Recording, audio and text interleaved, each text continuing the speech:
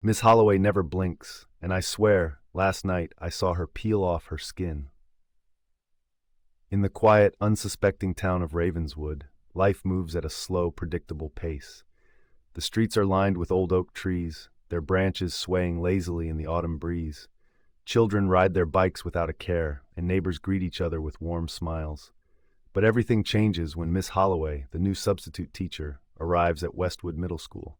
She steps into the classroom with an air of eerie calm, her tall, slender frame casting long shadows under the flickering fluorescent lights.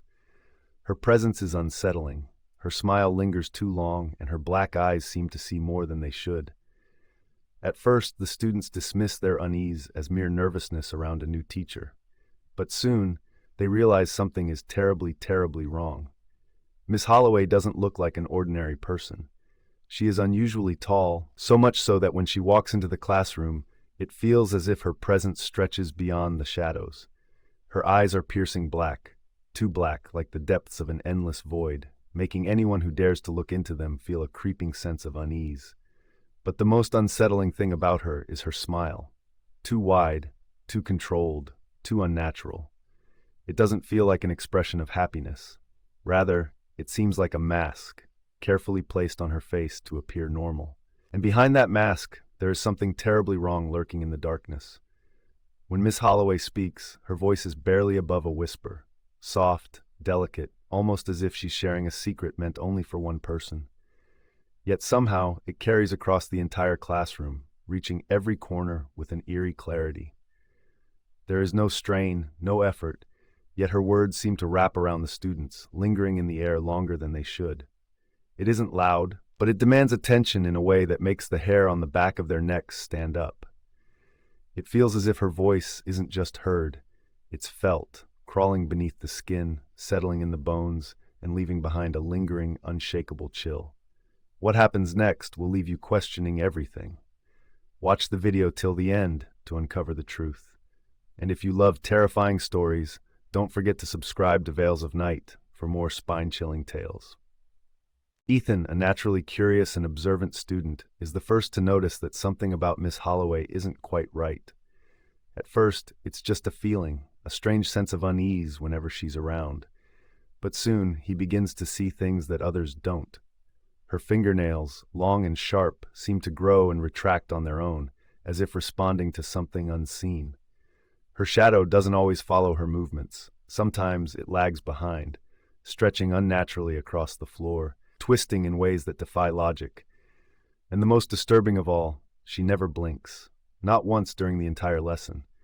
No matter how long he watches, her unwavering black eyes remain locked in place, unblinking, unrelenting, as if she isn't human at all, but something else entirely. One day, Ethan stays after class to retrieve his forgotten notebook. The school hallways are now eerily silent, with the dim glow of the evening sun casting long shadows through the windows. As he walks toward his desk, he hears a faint whispering sound, soft, yet unnerving. His heartbeat quickens. Slowly, he lifts his gaze and realizes that Miss Holloway is still in the room. But something about her is wrong. Her back is turned to him, and she's muttering in a low, raspy voice, speaking words that sound nothing like English. Ethan freezes. Then, as he watches in horror, she slowly begins peeling off her skin. The human facade slips away, revealing something inhuman beneath, something with too many eyes and claws that are far too long. As she turns toward him, Ethan wants to scream, to run, but his body refuses to move. He is trapped, staring into the nightmare unfolding before him. As Ethan stands frozen in the dimly lit classroom, a chill runs down his spine. The soft whispers he heard earlier grow distorted and inhuman, like voices speaking from somewhere far away, yet too close at the same time. His breath catches in his throat as he watches Miss Holloway stand in front of the blackboard, her body unnaturally still. Then, with a slow, deliberate motion, she raises her hands to her face and begins to peel away her skin. The sound is sickening, a wet, slithering rip, as the human disguise falls away in loose, curling layers. Beneath it, her true form emerges. Her body is no longer that of a woman, but an elongated, insect-like creature, its exoskeleton glistening under the dim classroom lights. Multiple beady black eyes blink in unison, and her fingers, now sharp and jointed like a spider's legs, twitch hungrily. Ethan's stomach twists as the creature turns toward him, its mouth splitting open into something that should not exist, a gaping vertical maw lined with writhing, needle-like teeth. As the last shreds of human skin slip to the floor, Miss Holloway's true form is revealed, a monstrous, nightmarish being that should not exist. Her once familiar face is gone, replaced by a cluster of black, soulless eyes, each one blinking out of sync, scanning the room as if they can see in all directions at once. Her arms, now elongated and twisted, end in grotesquely long fingers, each tipped with razor-sharp claws that glisten under the dim light. The way she moves is unnatural, her limbs jerking and twitching as if she's still adjusting to shedding her disguise. Ethan feels his stomach churn as he realizes this thing had been hiding in plain sight all along, pretending to be one of them. Ethan's eyes widen in horror as he watches Miss Holloway lift a glowing vial in her long, clawed fingers. Inside, something shifts and writhes, a swirling, luminescent substance that doesn't seem entirely liquid or entirely alive. It pulses faintly, as if it's breathing, as if it's aware. Without hesitation, she tilts her head back and pours the shimmering essence down her throat. As the liquid slides past her needle-like teeth, a faint, agonized whisper escapes from within the vial, a voice, weak and fading, as if pleading for release. Ethan's stomach turns as he realizes what he's witnessing. She isn't just drinking something, she's consuming someone. Breathless and shaking, Ethan bursts into the cafeteria, searching desperately for Lena. His heart is pounding, his skin cold with fear. When he finally spots her at their usual table, he practically collapses into the seat, struggling to find the right words. "Miss Holloway, she's not human.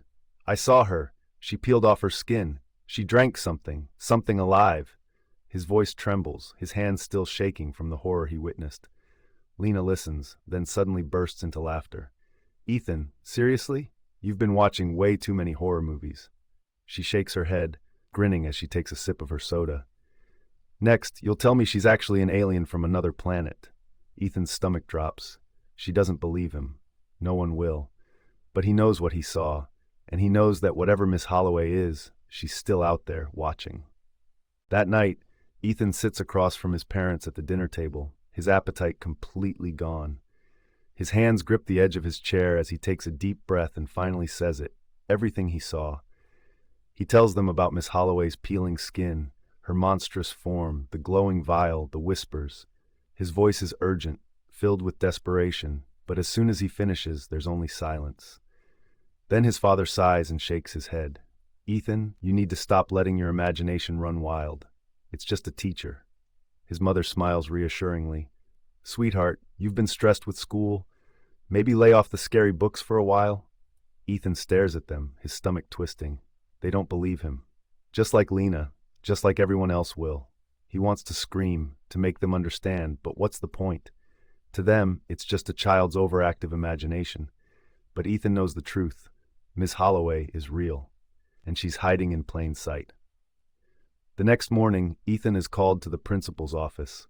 His stomach tightens as he steps inside, where Principal Graves sits behind his mask. If you want to watch the next part, make sure to like, share, and subscribe. Stay tuned, because the story is to be continued.